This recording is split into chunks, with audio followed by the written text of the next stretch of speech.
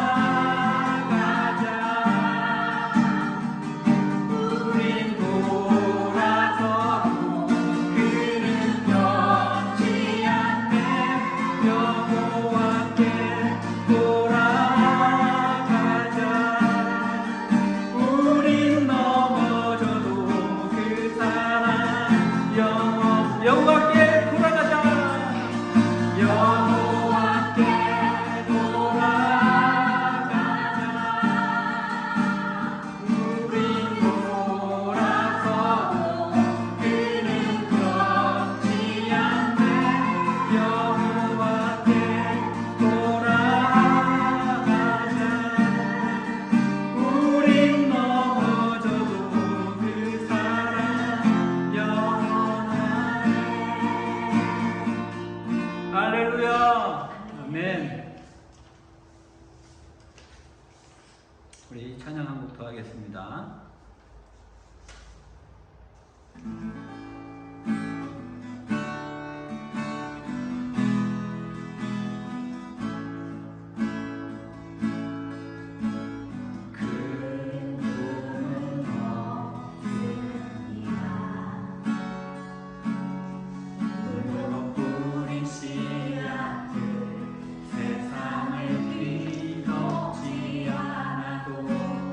여전히 충분합니다.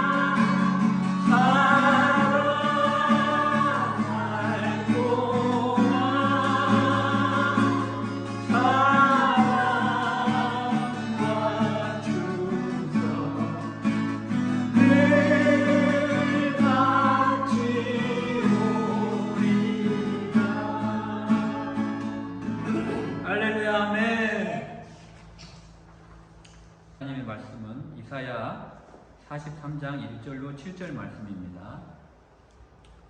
이사야 43장 1절로 7절 말씀입니다.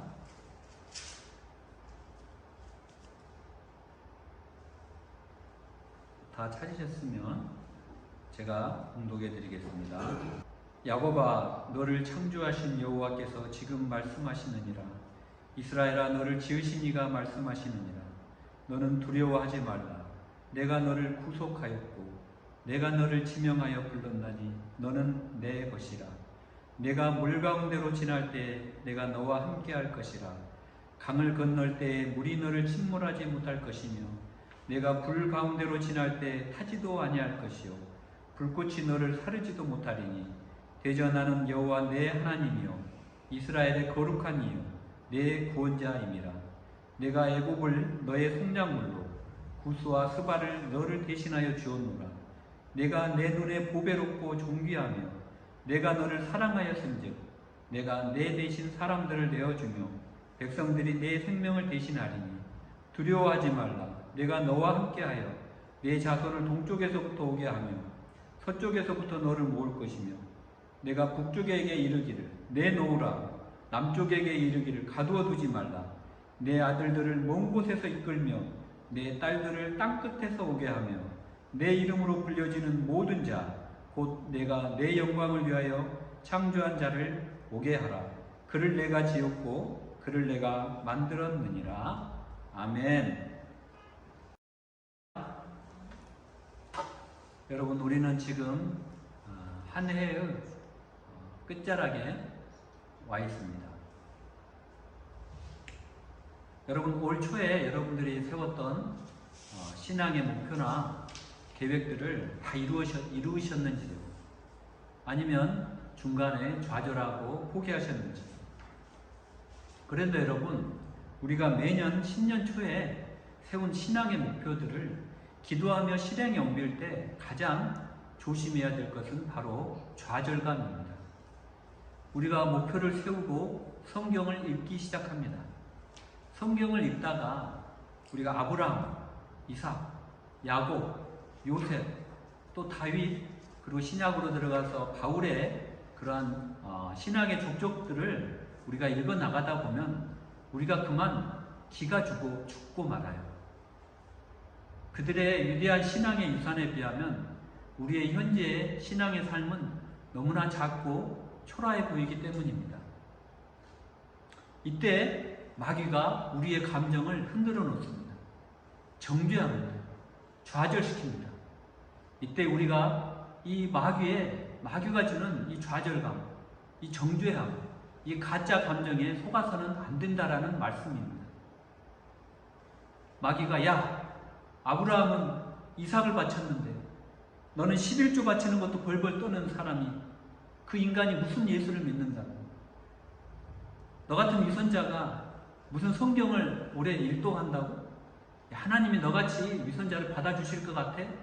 라면서 마귀가 우리에게 계속 속삭이고 좌절감을 주는 거예요. 가짜 감정을 심어주는 거예요.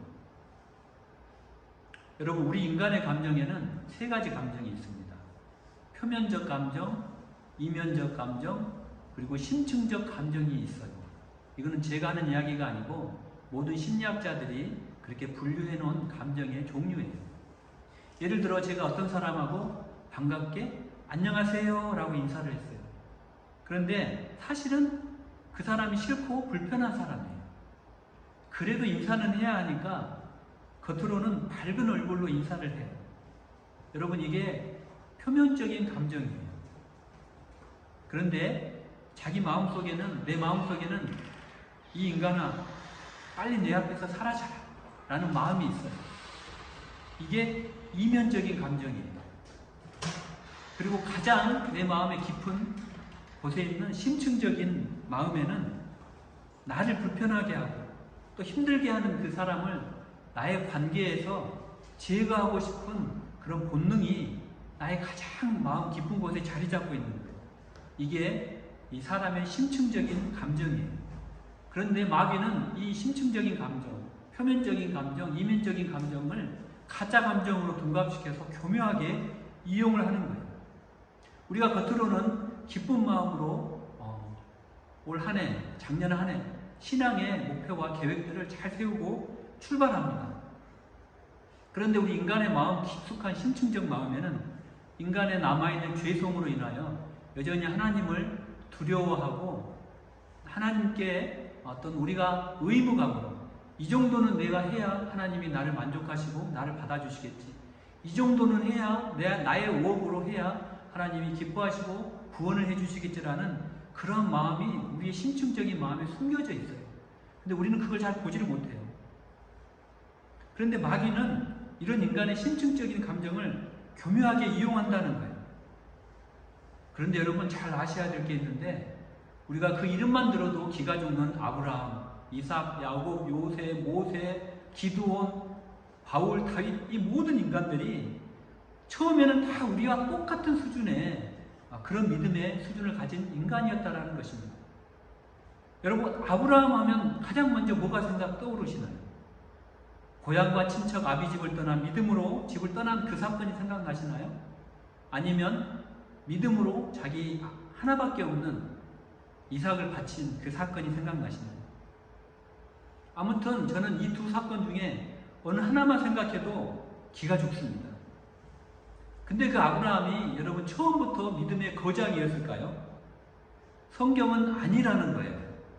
성경은 아브라함이나 저나 여러분이나 처음에는 별반 차이가 없는 똑같은 그저 그런 인간이었다는 거예요. 그런데 하나님께서 그 아브라함을 설득하고 또 설득하고 안 되면 두드러 패고 달래고 또 설득하고 또 두드러 패고 달래고 하면서 마침내 믿음의 조상으로 만드셨다는 거예요. 그게 성경에서 우리에게 가르쳐주는 이야기예요. 그러니까 너희도 희망을 가지라는 거예요. 성경은 아브라함이 고향 친척 아비집을 떠난 것이 처음부터 그가 믿음이 좋아서가 아니라는 겁니다. 우리 창세기 11장 31절 32절을 제가 읽어드릴게요. 아브라함의 이름이 창세기에 여기 처음 등장합니다. 데라가 그 아들 아브라함과 하란의 아들인 그의 손자 롯과 그의 며느리 아브라함의 아내 사레를 데리고 갈대아인의 우르를 떠나 가나안 땅으로 가고자 하더니 하란에 이르러 거기 거류하였으며 데라는 나이가 205세가 되어 하란에서 죽었더라. 이렇게 돼 있어요.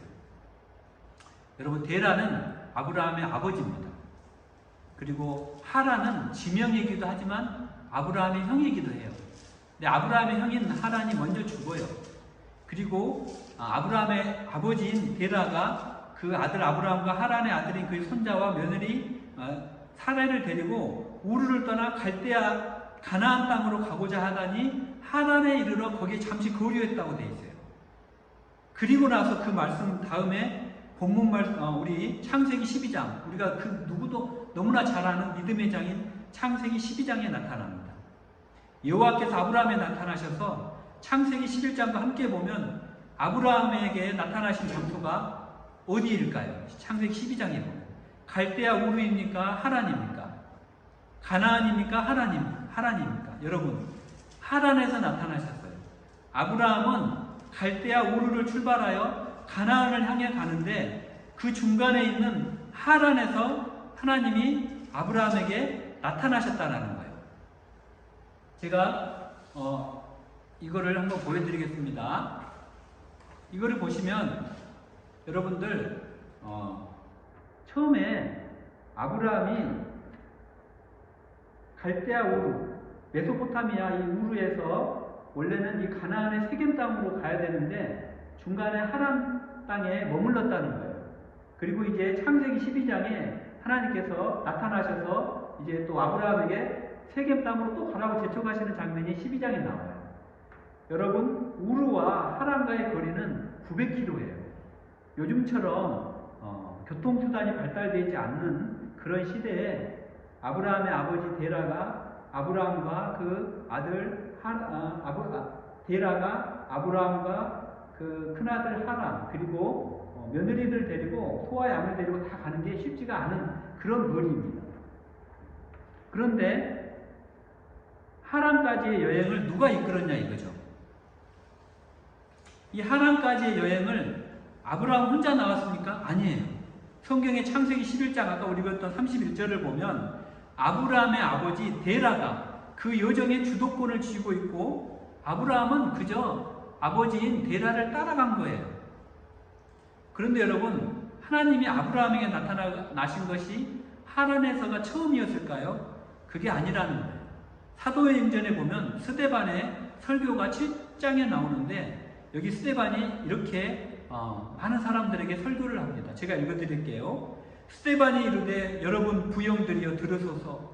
우리 조상 아브라함이 하란에 있기 전 메소포타미아에 있을 때 영광의 하나님이 그에게 보여 이르시되 내 고향과 친척을 떠나 내가 내게 보일 땅으로 가라 하시니 아브라함이 갈대아 사람의 땅을 떠나 하란에 거하다가 그의 아버지가 죽음에 하나님이 그를 거기서 너희 지금 사는 이 땅으로 옮기셨느니라 라고 이야기를 하고 있어요. 이 스데반의 설교에 따르면 하나님이 하란에서 처음 나타나신 게 아니라 이 하란에서 처음 나타나신 게 아니라 메소포타미아에 있는 우르에서 처음 나타나셨다는 거예요. 우르에서 처음 나타나시고 여기에서 하나님께서 환상으로 보여주셨다는 거예요.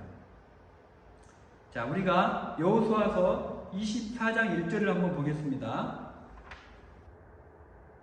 여호수아서 24장 1절을 보면 여호수아가 모든 백성에게 이르되 이스라엘의 하나님 여호와께서 이같이 말씀하시기를 옛적에 너희의 조상들 곧 아브라함의 아버지 나홀의 아버지 데라가 강 저쪽에 거주하여 다른 신들을 섬겼으니 내가 너희의 조상 아브라함을 강 저쪽에서 이끌어내어 가나안 온 땅에 두루 행하게 하고 그의 씨를 번성하게 하려고 그에게 이삭을 주었느니라 라고 되어 있습니다.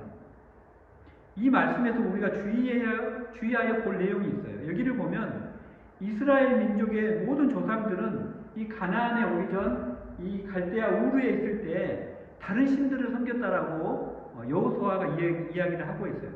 그러니까 아브라함의 아버지 데라도 마찬가지예요. 여기에 너희의 조상들이라고 복수를 표현하고 있는 것으로 보아서 믿음의 조상 아브라함도 아버지의 데라를 따라서 이방신을 섬기고 있었던 겁니다. 우리가 믿음의 조상 그러면 아브라함이라고 생각하잖아요. 그렇죠? 그래서 너희의 믿음의 조상들이 갈대아 우르에서부터 이방신을 섬기고 있었던 거예요. 하나님하고는 전혀 관계가 없었던, 전혀 믿음이 없었던 아브라함이었다라는 것입니다. 데라와 마찬가지로 아브라함도 여호와가 누군지 까맣게 모르고 있었어요. 우리와 전혀 다를 바 없는 동일한 믿음의 수준의 사람이었다라는 것을 성경이 이야기를 하고 있는 거예요. 그런데 어느 날 이 메소포타미아의 우르에서 아버지를 따라서 살고 있는 아브라함에게 갑자기 환상이 나타납니다. 그때 하나님께서 환상을 통해서 아브라함에게 나타나셔요. 찬란한 광채 속에 영광스러운 모습을 가지고 비몽사몽간에 아브라함에게 나타나신 거예요. 여러분, 그럴 때 어떻게 하시겠어요? 아브라함이 깜짝 놀라죠. 그리고 아버지 데라에게 달려갑니다. 아버지, 제가 꿈에 하나님이 이렇게 나타나셨어요. 우리가 섬기고 있는 그런 신이 아닌 하나님이라는 신이 환한 광채와 함께 저에게 나타나셔서 저에게 가나안 땅으로 가라고 말씀하셨어요 라고 아버지에게 이야기를 하는 거예요. 자, 정리를 하면은 아브라함과 그의 집안은 여러분 이 유프라테스 강에 있는 가나안 우르 땅에서 거할 때 이방신을 섬기고 있었다는 거예요. 그리고 그때 영광의 하나님이 아브라함에게 꿈에서 나타나셔서 가나안 땅으로 가라고 하는 거예요. 그래서 그것을 아버지에게 이야기를 했고 아버지 데라가 자기 식솔들을 다 데리고 하란으로 먼저 간 거예요. 그리고 하란에서 이제 거주하다가 아버지 데라가 죽으니까 이제 아브라함이 이제 주인공이 되어 가나안 땅으로 가는 것이 우리 창세기의 역사입니다. 그런데 여러분 아까 갈대아 우르를 떠나서 바로 가나안 땅으로 들어가지 않고 하란에 잠시 머물렀다고 했어요. 그 하란이 성경에 어떤 도시입니까? 여러분 에덴 동산에서 쫓겨난 아담과 하와가 정착했던 곳이라고 이렇게 전해질 만큼 아주 매우 오래전부터 있었던 도시고 이곳에 발견된 기원전 3000년 전의 기록에도 아주 흥황성쇠한 아주 종교와 상업적인 중심지라고 이야기를 하고 있어요. 아주 살기가 편한 곳이에요. 그러니까 요즘 말로 이야기하면 아주 대도시 다운타운인 거예요. 그래서 데라 아버지가 죽으니까 아브라함이 아마 이 하란에 오래 머물렀던 것 같아요. 그래서 아브라함이 에라 모르겠다. 가나안이고 뭐고 여기서 내 자식들 교육시키면서 그냥 여기에 거주해야지라고 또 아브라함이 눌러 앉았던 거예요. 그랬더니 하나님께서 이제 창세기 12장에 나타나서 또 아브라함을 혼내는 거예요. 빨리 가나안으로 가라는 거예요. 그러니까 아브라함이 또 깜짝 놀라서 이제 다시 조카 롯을 데리고 소와 양떼를 데리고 사라를 데리고 가나안으로 가는 겁니다. 계속 등 떠밀려 가고 있는 거예요. 우르에서 환상 중에 보여주셔서 등을 떠밀어서 하란까지 갔고, 하란에서 그냥 눌러 앉으려고 믿음의 조상이라고 했던 그 아브라함이 믿음 없이 앉으려고 했더니 하나님께서 또 몽둥이로 때려서 가나안으로 보내시는 거예요. 계속 등 떠밀려 가나안 땅에, 세겜 땅에 처음으로 정착을 하게 됩니다. 그런데 여러분 창세기 12장 5절을 보면 우리가 주의해서 볼 단어가 있어요. 아브라함이 그의 아내 사레와 조카 롯과 하란에서 모은 모든 소유와 얻은 사람들을 이끌고 가나안 땅으로 가려고 떠나서 마침내 가나안 땅에 들어갔더라. 하나님께서 얼마나 힘드셨으면 마침내라는 단어를 쓰고 있어요. 설득하고 꿈에서 보여주고 혼내고 안 가니까 또 등 떠밀려 그러다가 결국 마침내 가나안 땅에 입성을 하게 된 것입니다. 그런데 여러분 아브라함이 가나안 땅 세겜에 도착하자마자 기근을 만나요. 그러면 먹고 살기 위해 또 아브라함이 믿음을 버리고 또 애굽 땅으로 내려가요. 그러니까 여러분 아브라함은 믿음의 사람이 아닌 거예요. 그리고 또 애굽 땅에 갔는데 자기 아내 사레가 너무나 빼어난 미모의 소유자예요. 그러다 보니 자기 아내를 또 빼앗길까봐 이번에는 거짓말까지 칩니다. 아내랑 이렇게 꾸며요. 당신이 내 아내라고 하지 말고 내 누이라고 하시오. 그래서 우리가 살아나야 되지 않겠소라고 또 거짓말을 하고 애굽 땅에 내려가는 거예요. 아니나 다를까 애굽 왕 바로가 사레가 너무나 아름다우니 사라를 또 빼앗습니다. 그래서 이렇게 사라를 빼앗아서 침실로 들이려고 하는데 그 바로가 여러분 누구입니까? 그때 당시에 문명 세계의 최고 통치자로 절대 권력을 휘두르는 자예요. 그런데 그 천하의 바로가 이제 아브라함의 아내 사레를 빼앗아서 침실로 들이려고 하는데 그 밤에 하나님 앞에 밤새도록 터진 거예요. 얼마나 혼쭐이 났는지 다음날 바로는 사라를 바로 아브라함에게 돌려주고 금은보화까지 쥐어주면서 빨리 떠나라고 합니다. 이런 일을 겪으면서 아브라함이 놀라는 거예요. 당시 아브라함은 믿음을 논할 수준에 있지는 않았지만 아니 도대체 하나님이 누구시길래 이 천하의 바로도 하나님께 이렇게 꼼짝 못한다는 말인가? 이런 하나님의 역사를 아브라함이 직접 목격을 하고 하나님께 설득되어 가고 있는 거예요.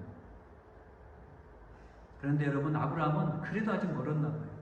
창세기 15장에 보니까 하나님께서 분명히 내가 너로 여러 민족의 아버지가 되게 하겠다.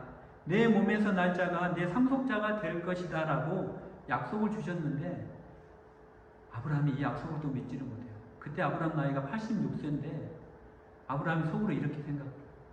하나님 제 나이가 이제 90이 다 돼가는데 어느 세월에 제가 또 제 씨에서 아들을 얻습니까? 라고 이제 믿음을 버리는 거예요.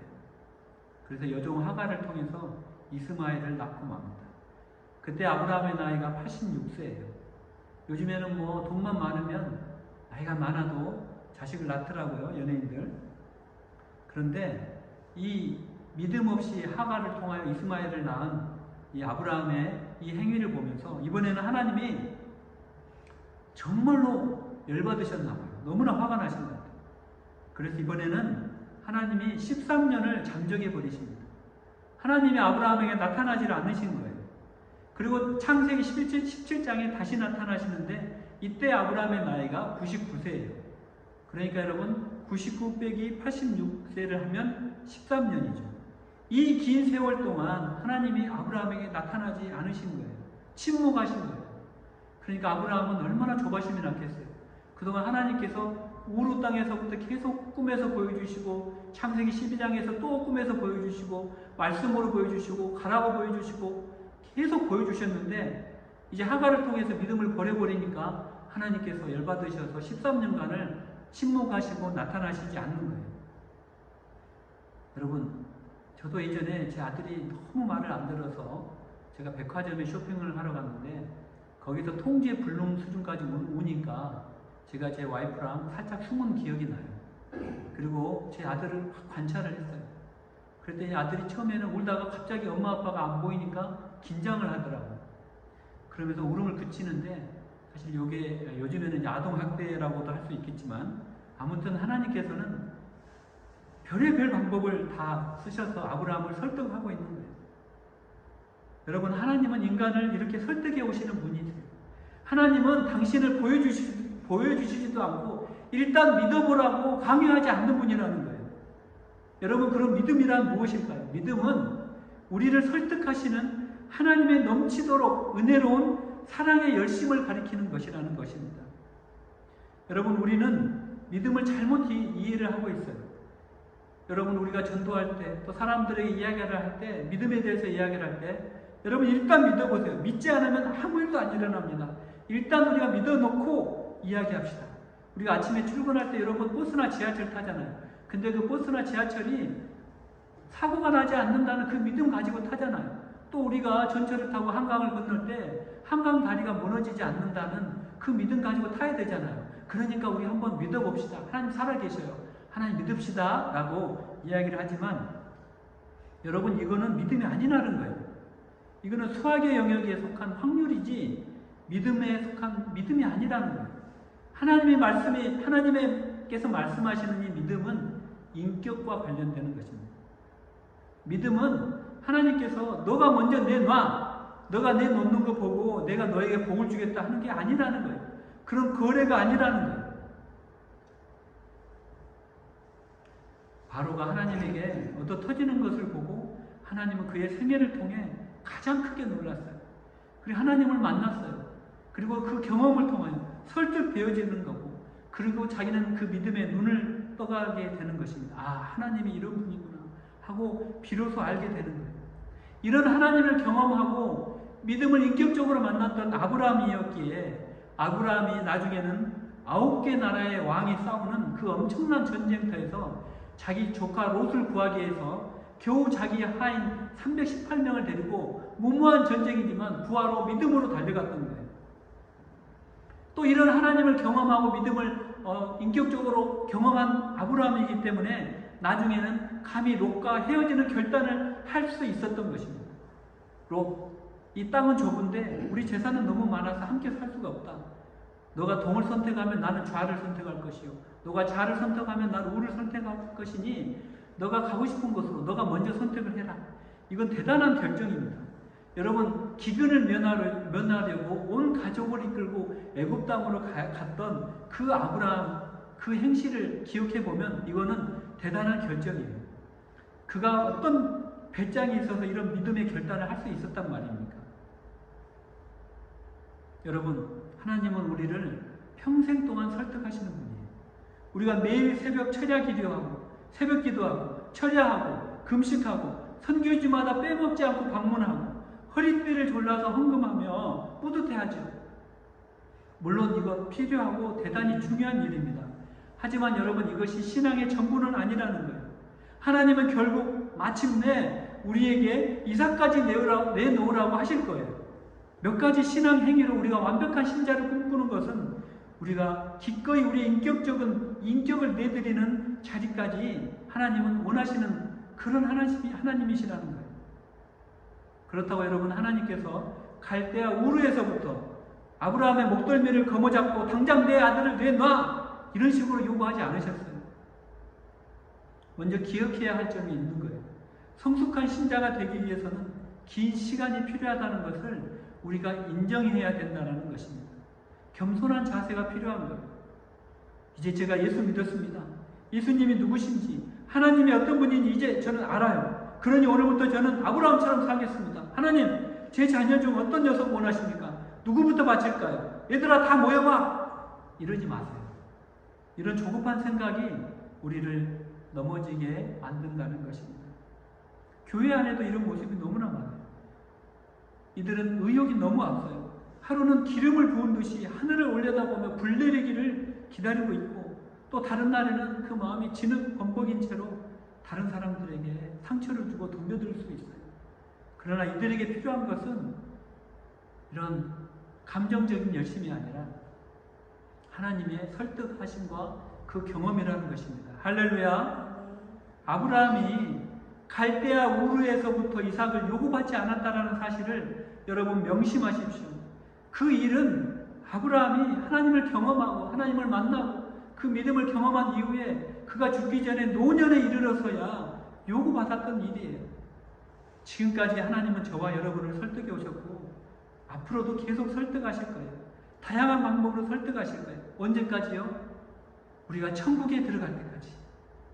성경을 읽어보면 거대한 그랜드 내러티브예요.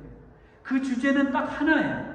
하나님께서 저와 여러분을 사랑하여 주셔서 선택하셔서 구원하시고 저 영원한 새 하늘과 새 땅, 천국으로까지 들어갈 때까지 우리를 인도하시고 우리 손을 놓지 않는 거예요. 그것이 성경 69권에서 우리에게 공통되게 일관되게 말씀하시는 거예요. 그런데 우리는 말을 안 들어요. 그래서 설득하고 때로는 회초리로, 그래도 말을 안 되면 몽둥이로 때리고, 우리가 회개하면 다시 일으켜서 달래시고 설득하시고 결국 누가 이기나 해보고 끝까지 하나님께서 우리를 도와주시고 설득하시는 거예요. 우리가 이 사진을 한번 보겠습니다. 이게 성경에서 우리가 하나님께서 우리에게 보여주시는 일관된 말씀이에요. 하나님께서 우리를 선택하시고 구원하여 주시고, 그러나 우리는 여전히 죄 가운데서 하나님을 슬프게 하고 악행을 저지르고, 그러면 하나님께서 우리에게 또 회초리를 때리시고, 그러면 또 불쌍하고 우리가 회개하면 하나님께서 우리를 건져주시고, 또 우리가 죄를 지으면 하나님께서 또 우리를 말씀으로, 또 하나님께서 우리를 회초리로 징계하시고, 사랑하는 아들을 징계하시고, 또 회개하면 또 끌어올려주시고, 이게 우리가 하나님 나라 갈 때까지 이어진다는 거예요. 이게 성경에서 말씀하고 있는 거예요. 성경을 보면 다 이게 주제예요.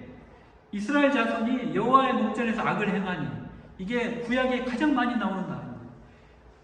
이스라엘 자손이 하나님의 목전에서 악을 행하니, 바알을 섬기니, 아스다롯이라는 이방신을 섬기니, 하나님이 진도하사 메소포타미아 왕 구산 이사다임의 손에 8년을 종살이를 지켜요. 그들이 괴로움에 너무 지쳐서 하나님 살려주십시오 하고 하나님께 또 외치는 거예요. 하나님이 그들을 또 불쌍해서 사사 온니엘을 통해서 구원하여 주셔요. 근데 온니엘이 죽으니까 또 여호와의 목전에서 또 악을 행해요. 그러니까 하나님 몽둥이로 때리시는데 이번에는 그들을 모압 왕 에글론의 손에 18년간 또 종살이를 시켜요. 그러니까 또 이스라엘 백성이 죽겠다고 또 울부짖어요. 그러니까 또 하나님께서 에옷이라는 그 왼손잡이 사사를 또 보내주셔요. 그런데 이 에옷이 또 죽고 나니까 여호와의 목전에서 또 악을 행했다고 돼 있어요.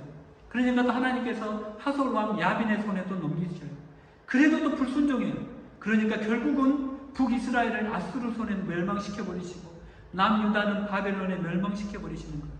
그리고 이제 하나님께서 나타나지 않으시는 거예요. 부재 중이세요. 그런데 이스라엘 백성은 아직도 정신을 못 차리세요. 그러니까 눈물의 선지자 에레미야가 눈물로 용서해달라고 또 부르짖어요. 하나님이 그 기도를 들으시고 불쌍하니까 이번에는 바사왕 고레스의 마음을 움직여주세요. 바사는 페르시아, 지금의 이란 땅이에요. 그래서 그 포로된 이스라엘 백성들을 고국으로 돌아가게 해주는 그런 은혜를 또 베풀어 주셔요. 그리고 총독 느헤미야와 학사 에스라들을 통하여 무너진 이스라엘 성전과 성벽을 재건하고 복구시키며 위로하시는 그런 하나님이세요. 여러분, 여기까지 하겠습니다. 여러분, 하나님이 즐겨요, 안 즐겨요? 여러분이 하나님을 이기실 것 같아요?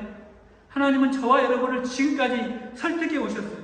그리고 마침내 이제 자기 아들 예수 그리스도까지 우리에게 주시면서 우리를 설득하시는 거예요.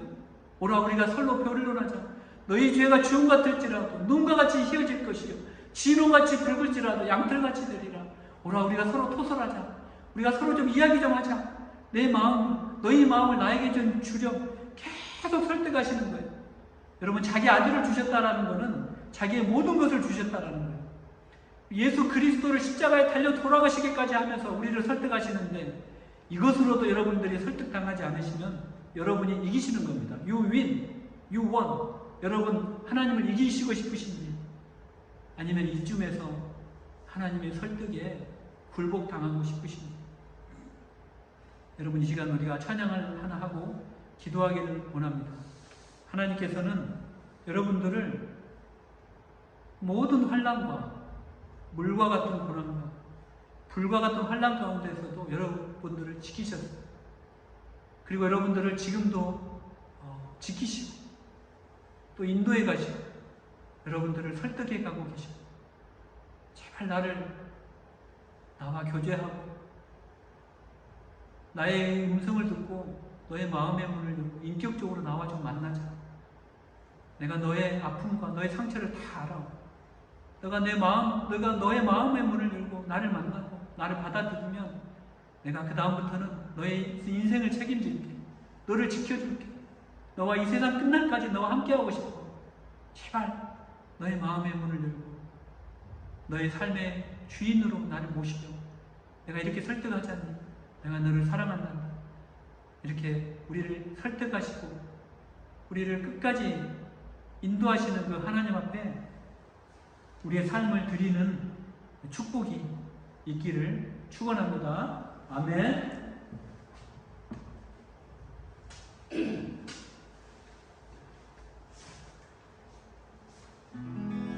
찬양 드리겠습니다. 그리고 오늘 본문 이사야 43장 1절로 7절을 말씀으로 작사 작곡한 곡입니다.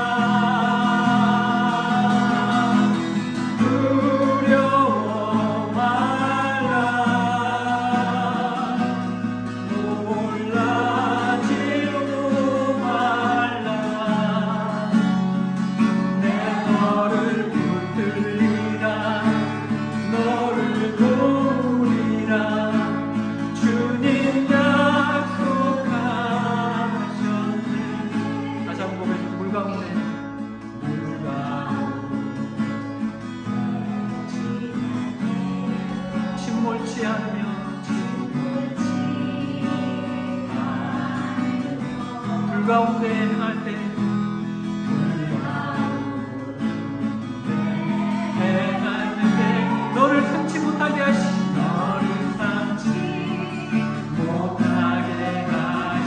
너를 지명하여 부르신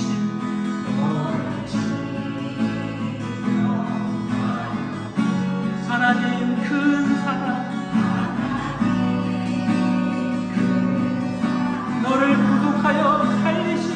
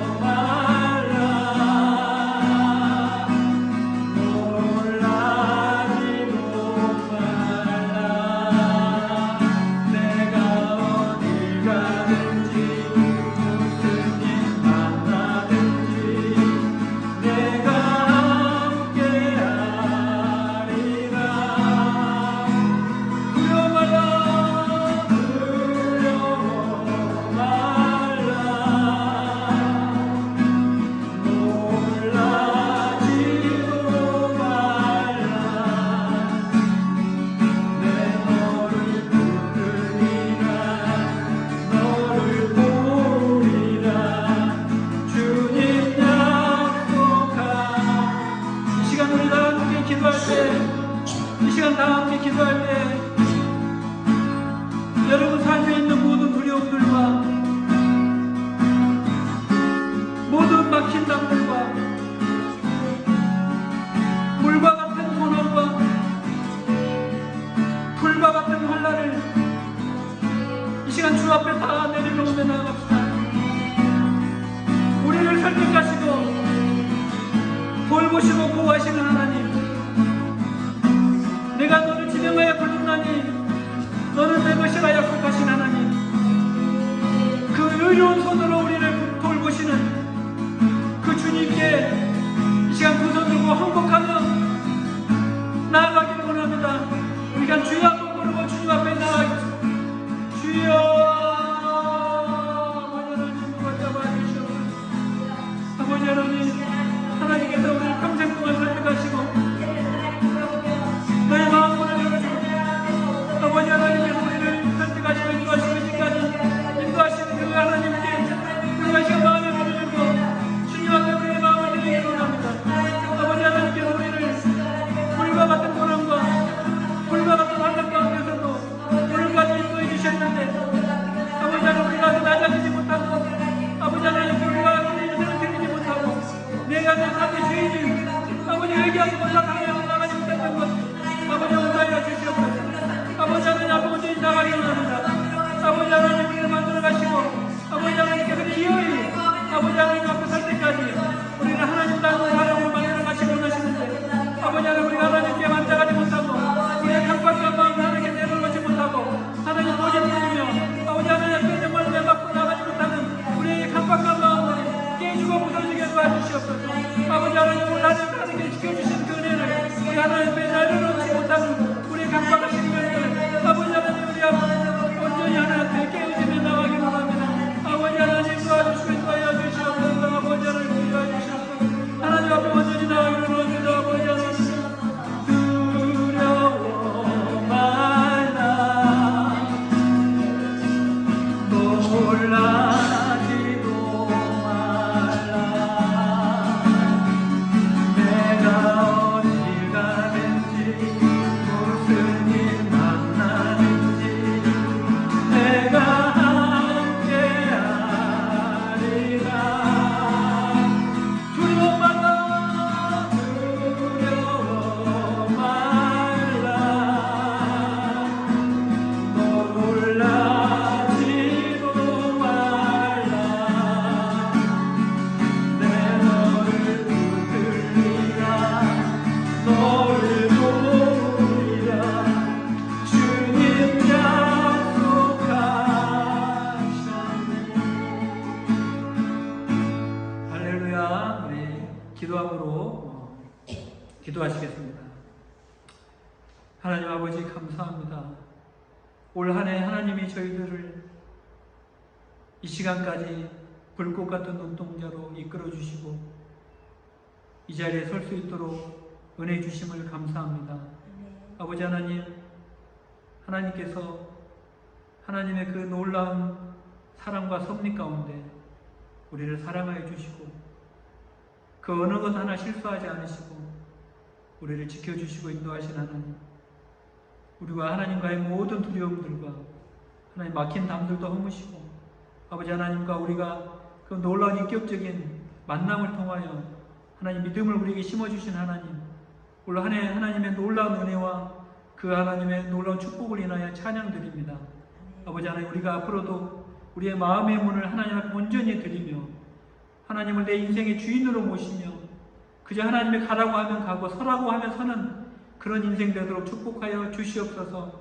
아버지 하나님, 육신의 것은 하나님과 원수가 된다고 하셨사오니 아버지 하나님, 저희가 하나님의 것, 이 영적인 것, 아버지 하나님 정말 하늘을 바라보게 도와주시고 주님만을 바라보는 저희 되도록 축복하여 주시옵소서.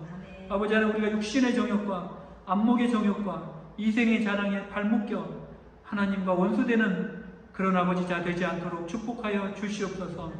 아버지, 또 오늘 귀한 헌금 드린 그 손길 위에 하나님 축복하여 주시고 이 헌금이 쓰이는 곳에 죽어가는 영혼들이 새로 살아나는 귀한 곳에 쓰여질 수 있도록 축복하여 주시옵소서.